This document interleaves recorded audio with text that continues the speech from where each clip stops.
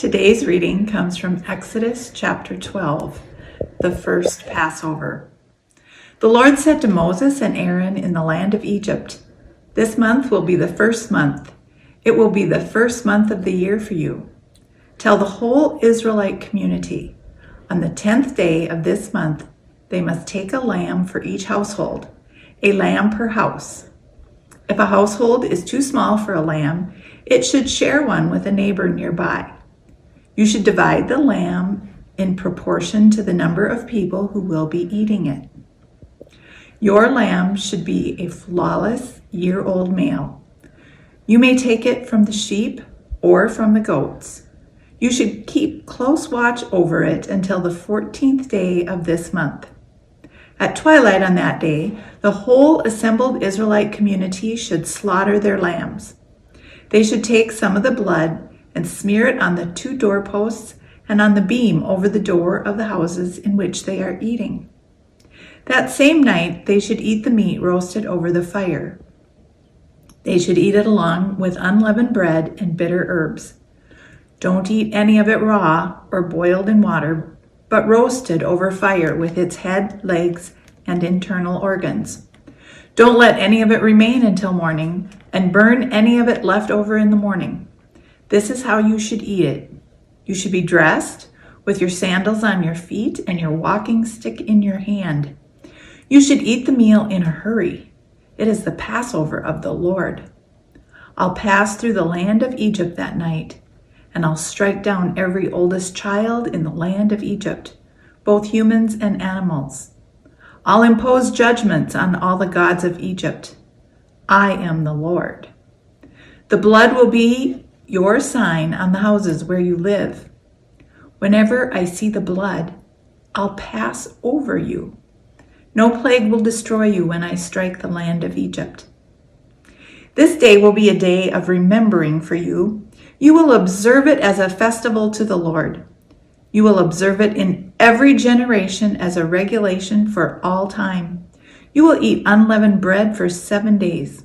On the first day, you must remove yeast from your houses, because anyone who eats leavened bread any time during those 7 days will be cut off from Israel. The first day and the 7th day will be a holy occasion for you. No work at all should be done on those days, except for preparing the food that everyone is going to eat. That is the only work you may do. You should observe the festival of unleavened bread, because on this precise day, I brought you out of the land of Egypt in military formation. You should observe this day in every generation as a regulation for all time. In the first month, from the evening of the 14th day until the evening of the 21st day, you should eat unleavened bread. For 7 days, no yeast should be found in your houses, because whoever eats leavened bread will be cut off from the Israelite community, whether the person is an immigrant or a native of the land. You should not eat anything made with yeast in all your settlements. You should eat only unleavened bread.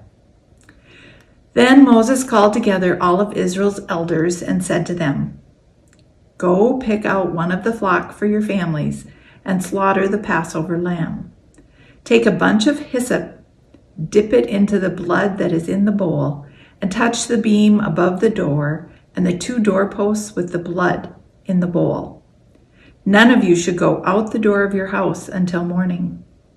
When the Lord comes by to strike down the Egyptian and sees the blood on the beam above the door and on the 2 doorposts, the Lord will pass over that door.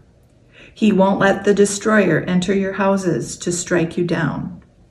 You should observe this ritual as a regulation for all time for you and your children. When you enter the land that the Lord has promised to give you, be sure that you observe this ritual.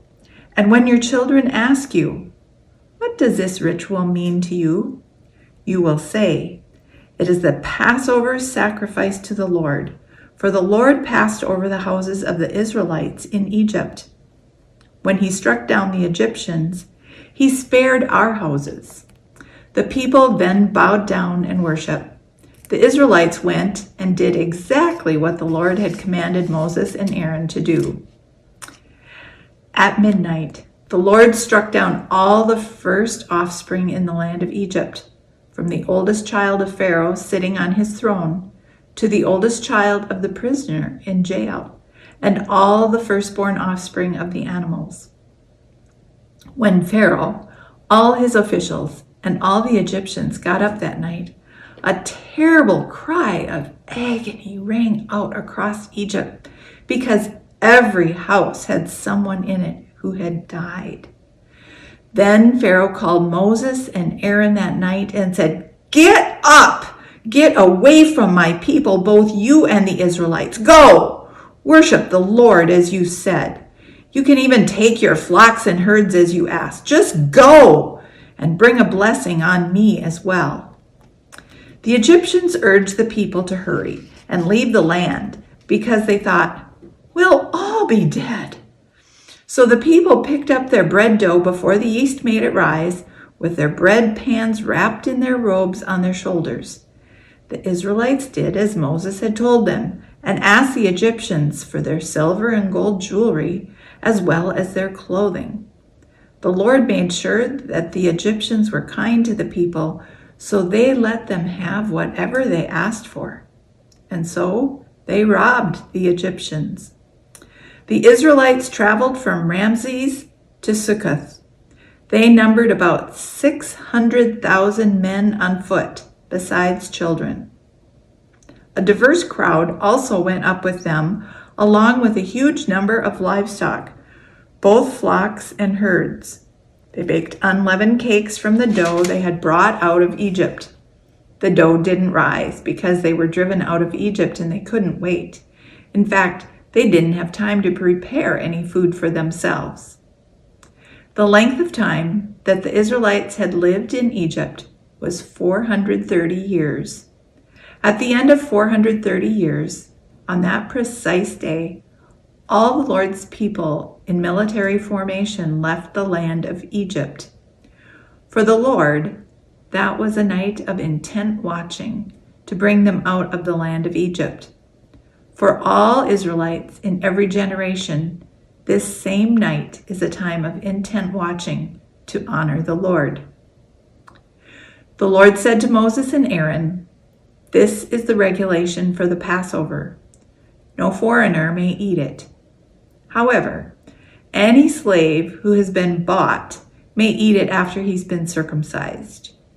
No temporary foreign resident or day laborer may eat it. It should be eaten in one house. You shouldn't take any of the meat outside of the house, and you shouldn't break the bones. The whole Israelite community should observe it. If an immigrant who lives with you wants to observe the Passover to the Lord, then he and all his males should be circumcised. Then he may join in observing it. He should be regarded as a native of the land, but no uncircumcised person may eat it. There will be one instruction for the native and for the immigrant who lives with you." All the Israelites did just as the Lord had commanded Moses and Aaron. On that precise day, the Lord brought the Israelites out of the land of Egypt in military formation.